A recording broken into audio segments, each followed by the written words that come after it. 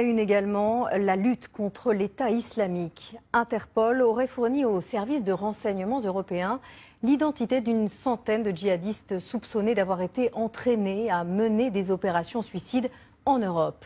De quoi aider considérablement les forces antiterroristes. Nous avons suivi le quotidien de l'une d'elles, en Tunisie, pays frappé par des attentats en 2015. C'est la première fois que ces unités spéciales, l'équivalent de notre GIGN, acceptent d'être filmées. Un document rare signé Annie Bazar, Sharif Souari. Nous sommes quelque part dans la banlieue de Tunis. Ce commando de la garde nationale, d'une trentaine d'hommes, s'apprête à entrer en action. Sa cible, des personnes soupçonnées de terrorisme. Un homme est interpellé. D'après les forces spéciales, c'est un rabatteur au service des islamistes radicaux. On cherche des armes ou toute autre chose, mais également des individus suspects qu'ils pourraient cacher. Il est 22 h, l'opération se poursuit. Le commando s'enfonce dans les ruelles du quartier où plus de 500 hommes sont fichés pour radicalisme. L'un d'entre eux est arrêté. Est-ce qu'on peut parler d'un petit Molenbeek? C'est un grand Molenbeek, c'est pas un petit. Bilan de la soirée, 3 arrestations, retour à la caserne.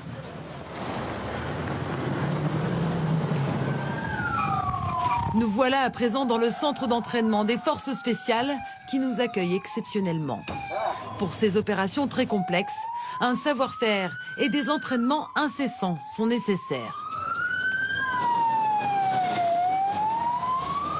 Cet exercice s'inspire de faits réels, la traque de terroristes en fuite. En tout, plus de 700 hommes sont spécialisés dans la lutte contre le terrorisme.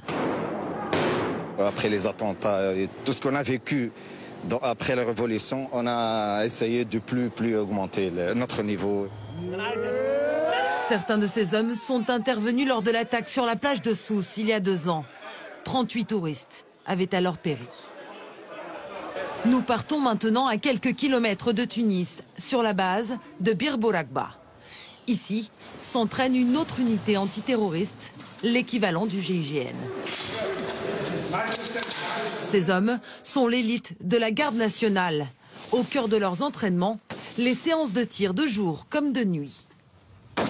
Les tireurs d'élite, c'est à leur mission de couvrir la progression des collègues. On va avoir d'abord beaucoup de patience parce qu'ils doivent rester des heures et doivent résister donc à des conditions très difficiles.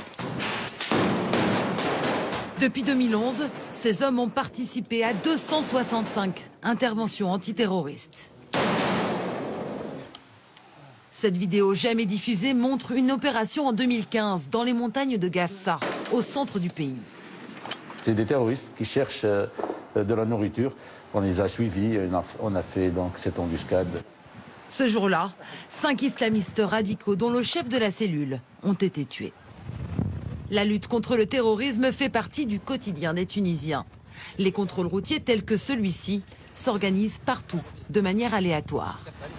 Ils vérifient pratiquement toutes les voitures. Et vous savez ce qu'ils cherchent? Oui, ils cherchent les terroristes. Cette unité est spécialisée dans la surveillance de l'autoroute. Chaque jour, elle saisit des marchandises de contrebande qui parfois financent le terrorisme. Celle-là, c'est une voiture tunisienne, elle est pleine de cigarettes tunisiennes.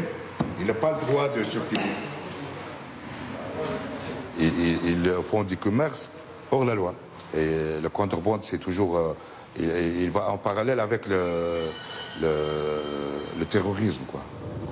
La sécurité des citoyens, une priorité pour la Tunisie. Les moyens mobilisés par les ministères de l'Intérieur et de la Défense ont été renforcés. Sur les 5 dernières années, la Tunisie a multiplié par 2 son budget et fort heureusement aujourd'hui les résultats sur le terrain sont là et nous voyons un retour de la sécurité en Tunisie depuis les attaques de 2015. Selon les autorités, 2900 djihadistes tunisiens sont répertoriés.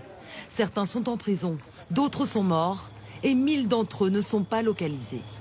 Mission de toutes les forces antiterroristes du pays, les appréhender.